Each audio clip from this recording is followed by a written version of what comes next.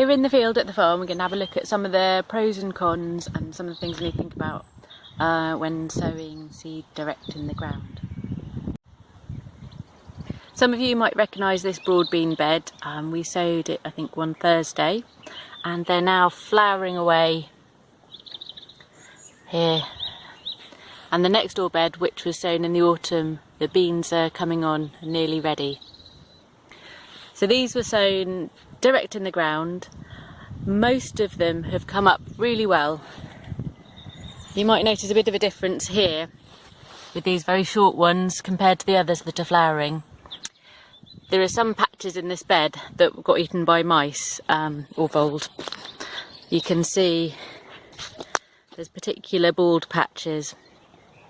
So we did sow, although we sowed a full bed of beans, we also sowed some backup beans in modules inside.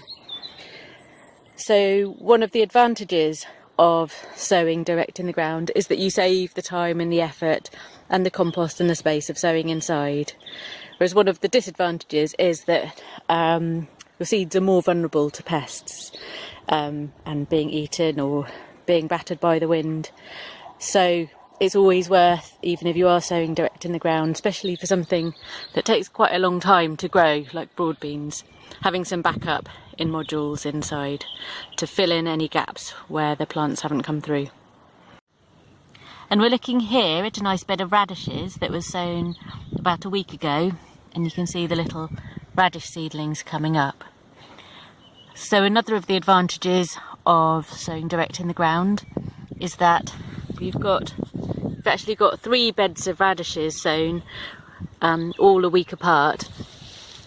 That would have been a huge amount of work to sow inside in modules and then plant out.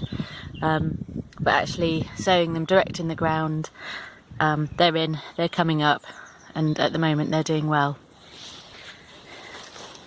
One thing you might notice is that some of the sowing, the germination is fairly patchy, so there are some gaps.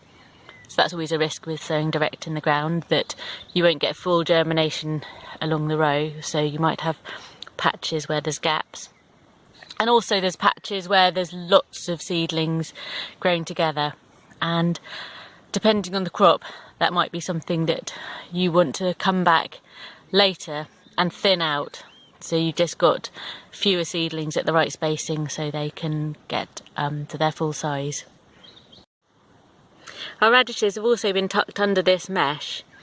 That's partly to keep them a little bit warmer than the air temperature, and also to protect them from rabbits and also recently deer that we've just found out are hanging around.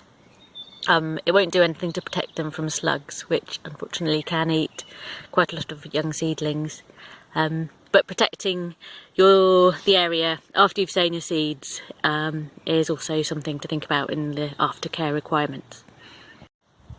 And here's a bed of peas that we sowed direct in the ground. You can see that they are slightly patchy in how they've covered the space. We think that's partly to do with watering or lack of watering at a critical time, and also probably voles or mice eating some of the seeds. Pea seeds are particularly tasty. With these seeds, with these pea plants, we decided not to support them, so they're just going to grow out and sort of climb up each other and across the ground, and we'll just harvest them all in 1 week, in about a month. Watering is one of the important aftercare requirements of seeds that you've sown, whether they're in modules or outside. One of the considerations and possible disadvantages of sowing seeds direct in the ground outside is that often the watering, you have less control over the watering, so if it's very wet you can't make it drier, and if it's very dry often it's harder work to water crops outside than it is inside, depending on your water availability. And of course weeding is an important part of looking after your seedlings after they've been sown in the ground. You can see here some coriander coming up, but here it's getting quite swamped by other weeds growing, and this little bit's been a bit abandoned. So if we really want these to thrive and grow on, we're going to need to weed around them and give them some more space. And finally, just so you can have a look around, a virtual look around some of the space at School Farm, and particularly this glass house where you sowed salads originally back in September. We've got this lovely direct sown spring onion bed here in beautiful neat rows that are really easy to weed between just with a hoe, which is why you can't see any weeds and they look so kind of clean and neat. I've also got kohlrabi, which has been planted out, so that was sown in modules and planted out. That's starting to form its bulbs. And we've got our leek seed bed, again in straight rows, really easy to weed between.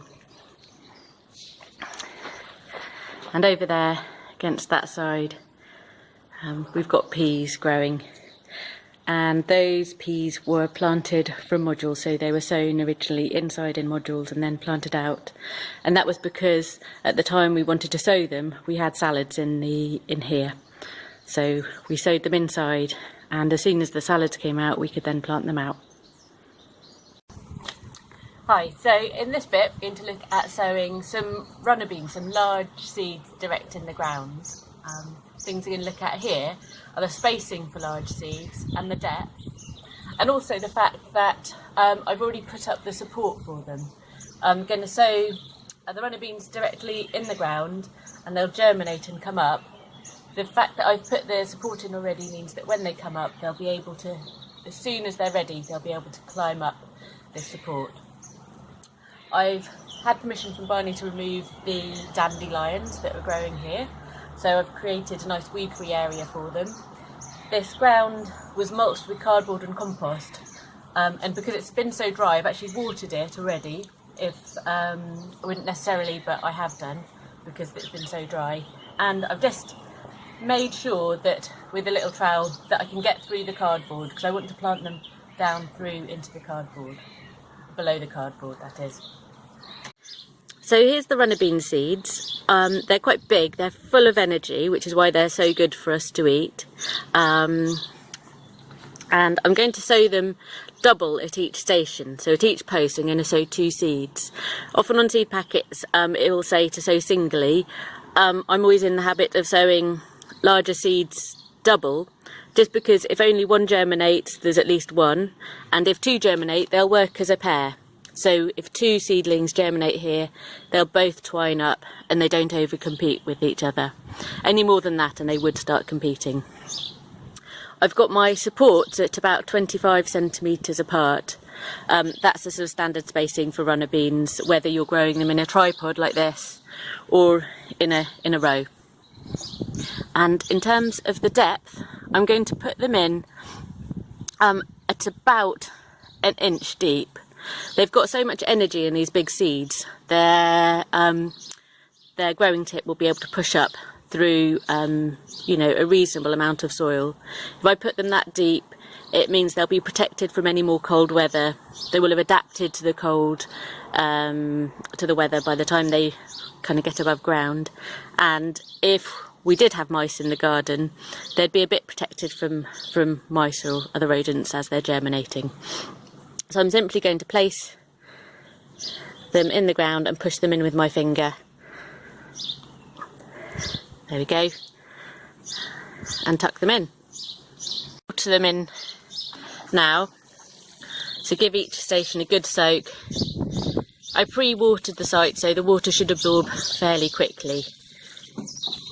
And if it stays as dry as it is at the moment, I'll give them a water every few days until they germinate. So I've watered them all in now. The other things I'm going to do to look after them are to keep them well protected from slugs and snails. New shoots are very vulnerable to slugs and snails particularly. I'm going to keep checking the water levels and keep watering them every few days if it remains as dry as it is. I'm going to keep the area well weeded. That'll just stop weeds competing with them, particularly as they come up, until they've established up the supports. And Keeping the area clear also means that slugs and snails are less likely to sort of sneak in.